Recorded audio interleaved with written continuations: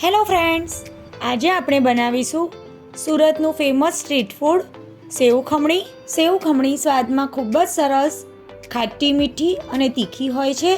આજે આપણે આ વિડીયોમાં એકદમ સરસ છૂટી સેવ ખમણી બનાવવા માટેનું ખમણ કેવી રીતે તૈયાર કરવું અને સેમ બજાર જેવા ટેસ્ટ સાથે એકદમ ટેસ્ટી સેવ ખમણી ઘરે કેવી રીતે બનાવવી એ આજના વિડીયોમાં જોઈશું. તો હું છું નિરાલી અને નિરાલીસ કિચનમાં તમારું સ્વાગત છે. તો ચાલો આ મજેદાર રેસીપી બનાવવાનું શરૂ કરીએ. ફ્રેન્ડ્સ, જો તમને મારી રેસીપીઝ ગમતી હોય તો વિડીયોને લાઈક કરજો અને નિરાલીસ કિચનની ચેનલને સબસ્ક્રાઇબ કરજો.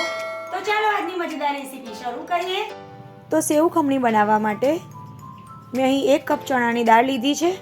વજનમાં તે 250 ગ્રામ છે. હવે આપણે એને 2 થી 3 વાર પાણી બદલીને સારી રીતે ધોઈ લેવાની છે. દાળમાંથી આવી રીતે વ્હાઈટ પાણી નીકળી જાય ત્યાં સુધી દાળને ધોઈ લેવાની છે. ત્યારબાદ દાળમાંથી બધું પાણી નિતારી અને એમાં દાળ ડૂબે અને ઉપર 1 વેઢા જેટલું પાણી રહે એટલું પાણી ઉમેરી દાળને 4 થી 5 કલાક માટે પલાળી રાખવાની છે. હવે 5 કલાક થઈ ગયા છે અને તમે જોઈ શકો છો કે દાળ ફૂલીને સાઈઝમાં ડબલ થઈ ગઈ છે અને એકદમ સરસ પલળી પણ ગઈ છે. દાળને તમે આ રીતે તોડો અને એકદમ ઇઝીલી તૂટી જાય, મતલબ દાળ આપણી એકદમ સરસ પલળી ગઈ છે. તો હવે આ દાળમાંથી વધેલું પાણી આપણે કાઢી નાખવાનું છે અને હવે આ દાળને મિક્સર જારમાં ઉમેરી લઈશું. સેવ ખમણી બનાવવા માટે આપણે પહેલાં આ દાળમાંથી ખમણ તૈયાર કરવાનું છે અને ખમણનું બેટર તૈયાર કરવા માટે દાળને મિક્સર જારમાં ઉમેરીને પીસી લઈશું. બધી દાળને મેં અત્યારે મિક્સર જારમાં ઉમેરી લીધી છે. ત્યારબાદ એમાં અડધો કપ ખાટું દહીં ઉમેરીશું, 1/2 ટીસ્પૂન હળદર પાવડર ઉમેરીશું, સાથે સ્વાદ પ્રમાણે મીઠું ઉમેરી દઈશું, 1 પિંચ જેટલી હિંગ ઉમેરી દઈએ. હવે તીખાસ માટે 2 લીલા મરચાં ઉમેરી દઈશું. મરચાંને આ રીતે થોડા કટ કરીને ઉમેરીશું જેથી એકદમ સારી રીતે પીસાઈ જાય. ત્યારબાદ એમાં 1 ઇંચ જેટલું આદું કટ કરીને ઉમેરી દઈશું. આપણે આમાં દહીં ઉમેર્યું છે એટલે પાણી ઉમેર્યા વગર જ દાળ એકદમ સરસ પીસાઈ જશે. તો જારનું ઢાંકણ બંધ કરી બધી જ વસ્તુને સારી રીતે ગ્રાઇન્ડ કરી લઈશું. તો અહીંયા તમે જોઈ શકો છો કે દાળને મેં એકદમ સારી રીતે પીસી લીધી છે. દાળને તમારે આ રીતે એકદમ અધકચરી પીસવાની છે, એકદમ ફાઇન પેસ્ટ નથી કરવાની. આ પીસેલી દાળને હવે આપણે એક મોટા બોલમાં લઈ લઈશું. હવે આ દાળમાંથી ખમણ બનાવવા માટે મેં અત્યારે અહીં એક કેક ટીન લીધું છે. તમે ઢોકળા બનાવવાની પ્લેટમાં પણ ખમણ બનાવી શકો છો. હવે એમાં 1/2 ટીસ્પૂન જેટલું તેલ ઉમેરી તેલથી સારી રીતે ગ્રીસ કરી લઈશું. હવે આપણે દાળ પીસીને જે બેટર તૈયાર કર્યું છે એને આ કેક ટીનમાં ઉમેરી દઈશું. પણ ત્યાર પહેલાં આપણે 1 ટીસ્પૂન જેટલો ઈનો ફ્રૂટ સોલ્ટ બેટરમાં ઉમેરવાનો છે. અહીંયા તમે ઈનોની જગ્યાએ 1/4 ટીસ્પૂન જેટલો કુકિંગ સોડા પણ ઉમેરી શકો છો. પણ જો તમે કુકિંગ સોડા ઉમેરો તો એટલું ખાસ ધ્યાન રાખવાનું કે સોડાને બેટર સાથે એકદમ સારી રીતે મિક્સ કરવાના. અને જો ઈનો ઉમેર્યો હોય તો બેટર સાથે ઈનો એકદમ સારી રીતે મિક્સ થઈ જાય એવી રીતે એકદમ હળવા હાથે ફક્ત મિક્સ જ કરવાનું છે. તો અહીંયા તમે જોઈ શકો છો ઈનો ફ્રૂટ સોલ્ટ ઉમેરતા જ આપણું બેટર એકદમ સરસ ફ્લફી થઈ ગયું છે. તો હવે આપણે આ બેટરને સ્ટીમ કરવાનું છે. તો હવે આપણે જે બેટર તૈયાર કર્યું છે એ બેટરને આપણે આમાં ઉમેરી દઈશું. તમારે જ્યારે ખમણ બનાવવું હોય ત્યારે જ ઈનો ઉમેરવાનો. તો આ રીતે બધા જ બેટરને આપણે કેક ટીનમાં ઉમેરી દઈશું અને હવે બેટર ઉમેર્યા પછી આ રીતે સહેજ ટેપ કરી લેવાનું જેથી જો કોઈ એર બબલ હોય તો નીકળી જાય. હવે આ ખમણને સ્ટીમ કરવા માટે બીજી બાજુ 2 કપ જેટલું પાણી સ્ટીમરમાં ઉમેરી મેં ગરમ થવા માટે મૂકી દીધું હતું. હવે સ્ટીમરની કાણાવાળી પ્લેટ પર બેટરને સ્ટીમ થવા માટે મૂકી દઈશું અને સ્ટીમરનું ઢાંકણ ઢાંકી ગેસની મીડિયમ ફ્લેમ પર 15 મિનિટ માટે એને સ્ટીમ થવા દઈશું. તો અત્યારે 15 થી 20 મિનિટ જેટલો સમય થઈ ગયો છે અને તમે જોઈ શકો છો કે આપણું ખમણ એકદમ સરસ સ્ટીમ થઈ ગયું છે. આ રીતે તમે ચપ્પુથી પણ ચેક કરી શકો છો. ચપ્પુ એકદમ ક્લીન આવે મતલબ આપણું ખમણ એકદમ સારી રીતે સ્ટીમ થઈ ગયું છે. તો હવે આપણે ગેસની ફ્લેમ બંધ કરી દઈશું અને આ ખમણને સ્ટીમરમાંથી બહાર કાઢી અડધો કલાક માટે એકદમ સારી રીતે ઠંડુ થવા દઈશું. હવે અડધો કલાક થઈ ગયો છે અને આપણું ખમણ એકદમ સરસ ઠંડુ થઈ ગયું છે. તો આ ખમણને હવે આપણે અનમોલ્ડ કરી લઈએ. તો આ રીતે ચપ્પુની મદદથી આપણે પહેલાં સાઈડથી અલગ કરી લઈશું અને હવે આપણે એક પ્લેટને ટીન પર રાખી અને એને ઉલટાવીને સેટ ટેપ કરીશું એટલે ખમણ એકદમ ઇઝીલી ટીનથી અલગ થઈ જશે. તો તમે જોઈ શકો છો એકદમ સરસ આપણું સેવ ખમણી માટેનું ખમણ તૈયાર થઈ ગયું છે.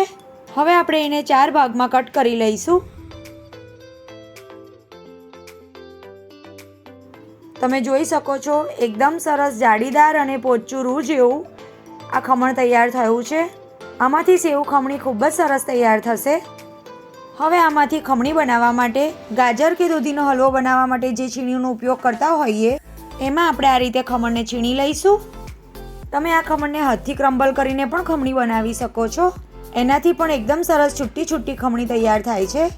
અત્યારે બધા જ ખમણને મેં છીણી લીધા છે અને તમે જોઈ શકો છો એકદમ સરસ છૂટી છૂટી આપણી ખમણી બની છે.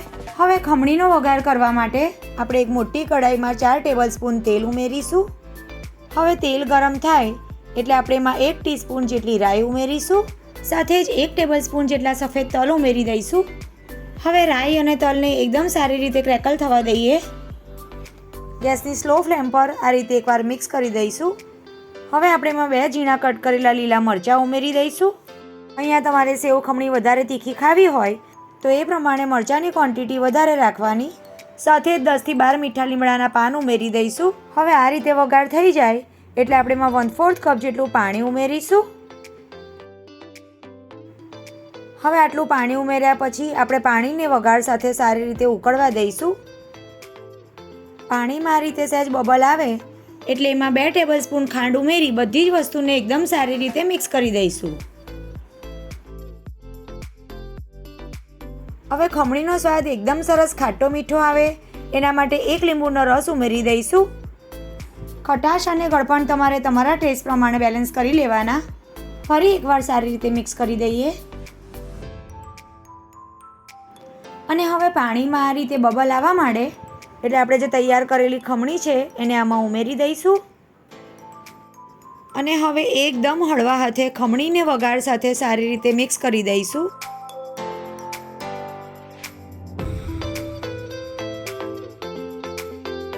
તો અહીંયા તમે જોઈ શકો છો મેં બધી ખમણીને વઘાર સાથે એકદમ સારી રીતે મિક્સ કરી લીધી છે.